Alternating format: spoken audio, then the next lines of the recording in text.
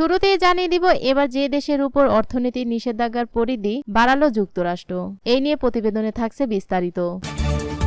তারপর থাকছে বাংলাদেশের ভাগ্য ছিনিয়ে নিয়েছে দিল্লি।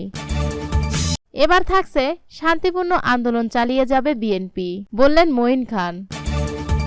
এবার থাকছে ভোট বিরোধী লিফলেট বিতরণ করলে ব্যবস্থা, বললেন ইসি আনিসুর।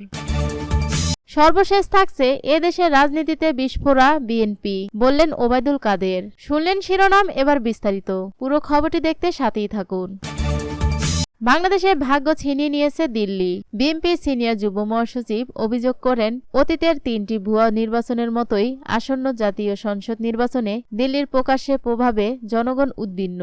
বাংলাদেশের নির্বাচন নিয়ে আলোচনা বৈঠক বসাচ্ছে দিল্লিতে, যা নাগরিকদের ভাগ্য নির্ধারণের সুযোগ ছিনিয়ে নেওয়ার আশঙ্কা। এটি বাংলাদেশের জন্য সম্মানজনক নয়। রিজভী বলেন, ভারতীয় কূটনীতিকরা বাংলাদেশে এসে প্রকাশ্যে শেখ হাসিনার একতরফা দাবি নির্বাচনের পক্ষে বক্তব্য দিয়েছেন। বিএনপি সহ অধিকাংশ দলবিহীন নির্বাচনে তারা সমর্থন দিচ্ছেন। ভারতের রাজধানী দিল্লি থেকে বলা হচ্ছে, তারা বাংলাদেশে স্থিতিশীলতা চান। গণতন্ত্র তাদের কাছে এখন কিছুই না। ভারত বাংলাদেশের স্বৈরতন্ত্রের সমর্থন দিচ্ছে বলে বলছে বিএনপি নেতা রুহুল কবির রিজভী বলেন, 7ই জানুয়ারি নির্বাচনে দিল্লির প্রভাব নিয়ে বাংলাদেশের মানুষ চিন্তিত।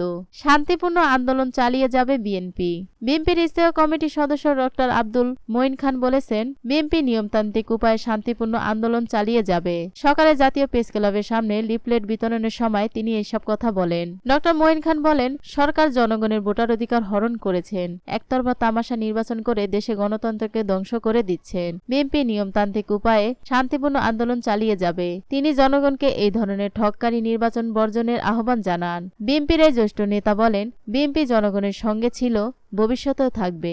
একতরফা দাবি আদায় না হওয়া পর্যন্ত রাজপথে আন্দোলন চলবে। ভোট বিরোধী লিফলেট বিতরণ করলে ব্যবস্থা।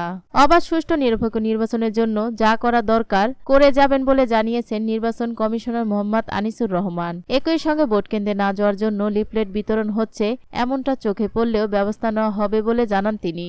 কাউকে কোনো রকম ছাড় দেওয়া হচ্ছে না, বড় ছোট সবাইকে একইভাবে দেখছি। এক্ষেত্রে আমরা নিরপেক্ষ অবস্থান নেওয়ার জন্য সিদ্ধান্ত নিয়েছি। মাঠে নিরপেক্ষ অবস্থান আছে, আমরা চরম নিরপেক্ষ বলে কেউ রেহাই পাবে না। এবার যে দেশের উপর অর্থনীতি নিষেধাজ্ঞার পরিধি বাড়ালো যুক্তরাষ্ট্র। ইউক্রেনে আক্রমণ চালানো রাশিয়ার উপর বিভিন্ন ধরনের নিষেধাজ্ঞা আরোপ করেছে যুক্তরাষ্ট্র ও পশ্চিমা বিশ্ব। এর মধ্যে অর্থনৈতিক নিষেধাজ্ঞা অন্যতম। এবার রাশিয়া যেন আন্তর্জাতিক আর্থিক লেনদেন ব্যবস্থা আরো কম ব্যবহার করতে পারে, সেই বিষয়টি নিশ্চিত করতে নিষেধাজ্ঞার পরিধি আরো বাড়িয়েছে যুক্তরাষ্ট্র। শুক্রবার মার্কিন প্রেসিডেন্ট জো বাইডেন এক নির্বাহী আদেশে স্বাক্ষর করেছেন। আদেশে বলা হয়েছে, যেসব আর্থিক প্রতিষ্ঠান রাশিয়ার বাইরে অবস্থিত কিন্তু রাশিয়ার স্বতন্ত্র বাহিনী ও সমর শিল্পের লেনদেনের সঙ্গে যুক্ত, সেগুলোর উপর নিষেধাজ্ঞা আরোপ করতে পারবে যুক্তরাষ্ট্র। মার্কিন যুক্তরাষ্ট্র দপ্তরে ওয়েবসাইটে প্রকাশিত এক সংবাদ বিজ্ঞপ্তিতে পররাষ্ট্রমন্ত্রী অ্যান্টনি ব্লিংকেন বিষয়টি জানিয়েছেন। ব্লিংকেন বলেন, ইউক্রেন রাশিয়া যাতে তার যুদ্ধকে এগিয়ে নিতে না পারে সেই লক্ষ্যে আন্তর্জাতিক আর্থিক লেনদেন ব্যবস্থায় দেশটি অংশগ্রহণ সীমাবদ্ধ করতে প্রতিশ্রুতিবদ্ধ যুক্তরাষ্ট্র। নিউজটি সম্পূর্ণ দেখার জন্য ধন্যবাদ।